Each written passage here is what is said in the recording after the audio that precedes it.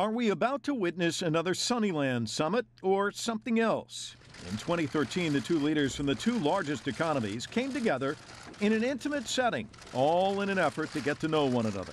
The meeting earned the nickname shirt-sleeve diplomacy. They sort of veer away from the bigger subjects, and they begin to relate to one another. I recall personally standing there and watching the two presidents literally roll up their shirt sleeves because it was quite warm out in Palm Springs.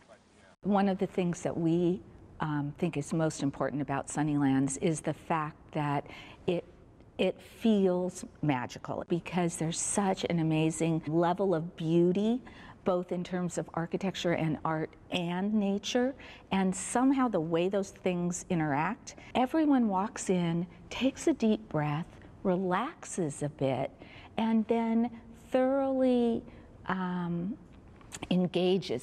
I watched as President Obama and President Xi discussed their children, and President Xi had explained to President Obama that his daughter was going to school, and oh, he's coming to the U.S. Oh, well, we should look out for her.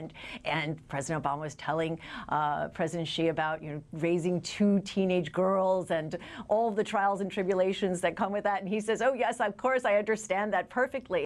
Now the question is, can the relationship building we witnessed in Palm Springs be duplicated in Palm Beach? Former U.S. Defense Secretary William Cohen says body language will be a key in determining the answer to that question. The relationship is important, that you feel you've got a counterpart, that you can pick up the phone and say, we've got a problem or we've got an opportunity. And you'll see that as it comes out, as the two men stand and give a report of how they think the meetings went.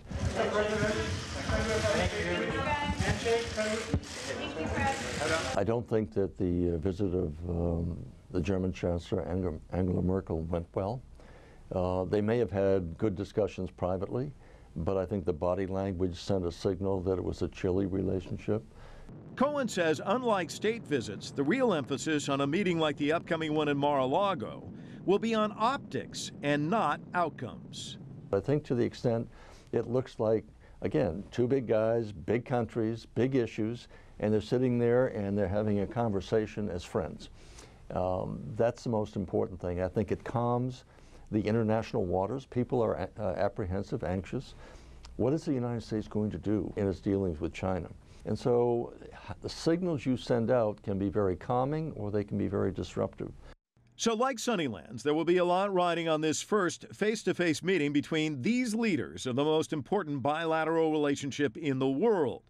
After the U.S.-China Mar-a-Lago summit, trained diplomacy watchers will be looking for signals and symbolism to see where this vitally important relationship is headed in the future.